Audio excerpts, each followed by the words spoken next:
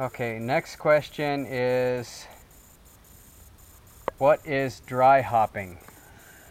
Okay, dry hopping. So there's different stages in brewing that you'll add the hops. The first stage is during the boil, right? So while it's boiling, you'll add hops in, and you may add them 10 minutes in, or at the beginning, you may add them 60 minutes in, depending on how long your boil is.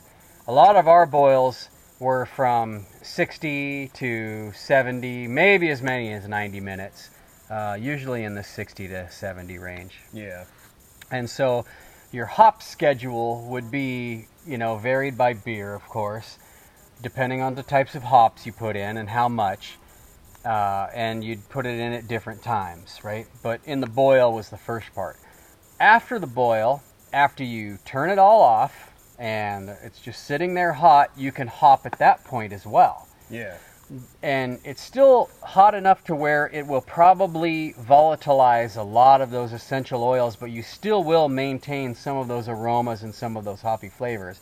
But it's not hot enough to start to create bitterness. So you get most of your bitterness out of the boil when you hop. Oh, okay. Because what happens is at higher temperatures, those hops, those alpha acids begin to change into different kind of configurations of acid. It's called isomerization. Okay. They go from alpha acids to iso-alpha acids. So it's kind of mutated. They change chemically, sort of. They change in structure during the boil, during heat.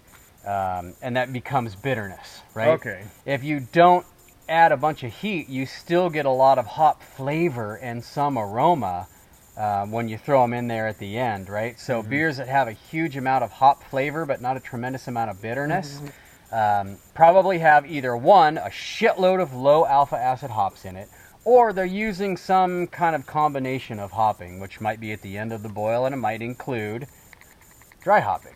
Okay. So dry hopping is where you hop in the conditioning process after fermentation. After the boil, after the transfer, after the beer is fermented, you go into the conditioning tanks, and you have usually pellet hops in bags, and you throw it into the beer while it conditions, and it sits on hops. Okay.